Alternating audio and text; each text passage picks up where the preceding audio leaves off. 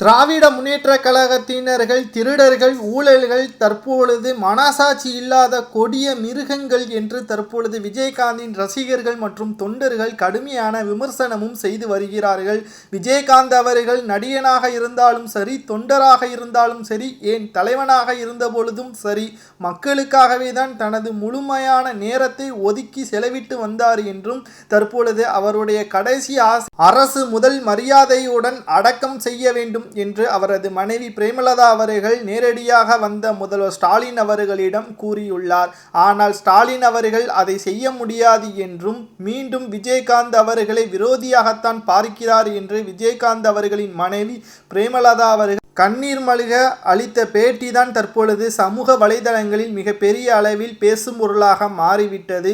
திராவிட முன்னேற்ற கழகத்தின் கூட்டத்தினர்கள் இனி திமுகவினர்களுக்கு நாங்கள் ஓட்டு போட மாட்டோம் என்று திமுகவினர்களை எதிர்க்கும் விதமாக விஜயகாந்த் அவர்களை பார்க்க வருகின்ற ஒவ்வொரு மனிதர்களும் தற்பொழுது விமர்சனம் செய்து வருகின்றனர். மேலும் முதல்வர் ஸ்டாலின் மற்றும் விளையாட்டுத்துறை அமைச்சர் உதயநிதி ஸ்டாலின் அவர்கள் விஜயகாந்த் அவர்கள் உடலுக்கு அஞ்சலி செலுத்திய வந்த பொழுது அங்குள்ள மக்கள் விஜயகாந்த் அவர்களின் ரசிகர்களும் தற்பொழுது திமுகவின் தலைவரும் தமிழக முதல்வருமான ஸ்டாலின் மற்றும் உதயநிதி ஸ்டாலின் அவர்களை செருப்பால் கலட்டி விரட்டியடித்தனர். மேலும் போலீஸ் பாதுகாப்புடன் சென்றடைந்தார்கள். தற்பொழுது திமுகவினர் விஜயகாந்த் அவர்கள் இறந்த பிறகும் விஜயகாந்த் அவர்களை எதிரியாகத்தான் பார்க்கிறார்கள். ஆனால் உண்மையிலேயே எதிரி திமுகவினர்கள் தான் உயிருடன் இருக்கும் பொழுது அனைத்து சொத்துக்களையும் ஏழை எளிய மக்களுக்கு தான் கொடுத்து வந்தாரே தவிர தான் சேர்த்து வைத்த சொத்துக்கள் அனைத்தையும் தான் முழுமையாக அணிவிக்க வேண்டும் என்று ஒருபோதும் நினைக்கவில்லை என்று அவரது ரசிகர்களும் தற்பொழுது பேட்டியின் மூலமாக அளித்து வருகிறார்கள்.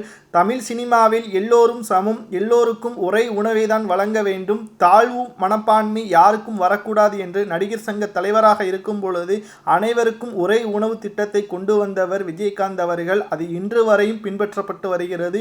தமிழ் சினிமாவில் நடிகர் சங்க தலைவராக விஜயகாந்த் அவர்கள் வராமல் இருந்திருந்தால் நிச்சயமாக நடிகர் சங்கமே உருவாகியிருக்காது என்றும் கூறியுள்ளார்கள். தமிழ் சினிமாவில் உள்ள மிக முக்கியமான நடிகர் விஷால் மற்றும் நாசர் இவர்கள் தற்போது ஸ்டாலின் அவர்களின் மோசமான செயல் குறித்து விமர்சனம் செய்யக்கூடிய நபர்கள் தற்பொழுது ஸ்டாலின் அவர்கள் மீண்டும் நாடாளுமன்ற தேர்தலிலும் சரி, சட்டமன்ற தேர்தலிலும் சரி நிச்சயமாக அரியணை ஏற முடியாது என்றும் தற்பொழுது கூறி வருகிறார்கள். அரசு மரியாதையுடன் நல்லடக்கம் செய்ய வாய்ப்பு தராதது ஸ்டாலின் அவர்களுக்குத்தான் கேவலம் என்றும் தற்பொழுது வைரலாக பரவி வருகிறது.